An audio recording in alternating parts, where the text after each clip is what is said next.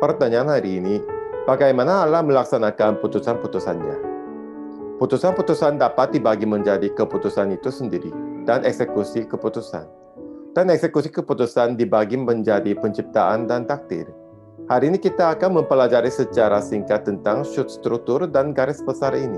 Seperti keputusan, semua prinsip yang dipelajari sebelumnya berlaku untuk eksekusi keputusan juga. Dengan kata lain, dalam semua proses dan metode penciptaan dan takdir itu dilakukan oleh Tuhan dalam ukuran dan metode yang jauh melebihi luasnya pemahaman manusia. Itu memberi kepada kita dengan cara yang halus sesuai dengan kehendak Tuhan yang bebas dan tidak berubah. Penciptaan dan takdir semuanya diberikan oleh Tuhan. Tuhan adalah pencipta segala sesuatu dan Dia tidak berhenti di situ tetapi memelihara dan memerintahnya. Faktanya, pertanyaan yang siapa Tuhan adalah persepsi iman yang paling dasar, tapi ini sangat sulit juga. Karena manusia hanya bisa melihat setinggi matanya sendiri. Ada satu masalah besar ketika manusia ingin mengenal Tuhan, dan itu adalah Tuhan lebih besar dari manusia.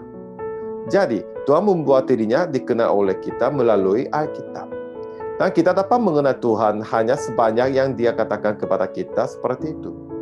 Oleh karena itu, mengetahui di sini seharusnya bukan hanya sekedar pengetahuan, tetapi syukur dan pujian.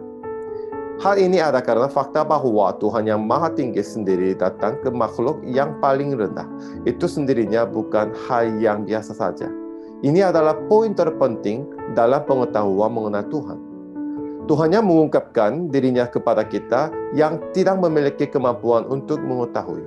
Dari fakta itu, rasa syukur tumbuh dari kita. Pengetahuan tentang mengenal Tuhan ini tidak mungkin dilakukan dengan imajinasi atau spekulasi pikiran kita. Terlalu sering kita membatasi Tuhan kita pada konsep abstrak tentang Tuhan. Kita ingin hidup dengan caranya sendiri di dunia ini dengan menempatkan Tuhan yang konsep abstrak di langit yang jauh. Kita sering lupa tentang Tuhan yang masih hidup dan bekerja di dunia ini. Pikiran ini membuat kita merasa seolah-olah Tuhan hanyalah makhluk ilahi yang ambigu, atau makhluk yang tidak diketahui atau misterius yang tidak ada hubungannya dengan kita. Meskipun Alkitab dengan jelas memberitahu kita tentang Tuhan, ketika mereka merasa tidak mengakuinya sebagai firman Tuhan, mereka menjadi orang yang tidak mengetahui apa itu Tuhan. Tetapi kita adalah ciptaan yang percaya dan hanya bersyukur pada Tuhan yang datang kepada kita. Itu adalah agama yang benar untuk mengajarkan fakta ini dengan benar. Keputusan Tuhan akhirnya menjadi pemahaman yang lebih dalam tentang siapa Tuhan Tritunggal itu. Ketika kita mempelajari Tuhan, terutama dengan mempelajari keputusannya dengan baik, kita akan mengetahui lebih dalam dan lebih baik tentang Tuhan. Kita akan bisa menebak sedikit isi hati Tuhan. Ini bukanlah konsep yang telah diputuskan dan diakhiri sebelum kekekalan terlepas dari ketetapan Tuhan. Tetapi kita harus merasa bahwa Tuhan menempatkan kita di tengah, memanggil kita dan memimpin kita. Dan di dalamnya kita juga ada. Jadi, penguasa ketetapan ini adalah Tuhan Tritunggal.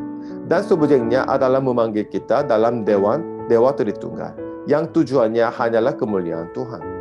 Jika kita memahami keputusan Tuhan dengan baik, kita dapat membebaskan diri kita dari dosa manusia yang membuka imajinasinya sendiri dan menggunakannya sebagai alat permainan intelektual.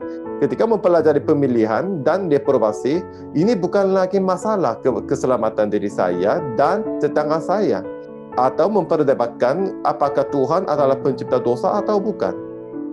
Melainkan melalui itu kita berpartisipasi dalam perjanjian di mana Tuhan memanggil kita, mempelajari kehendak Tuhan, dan mempelajari karakter Tuhan.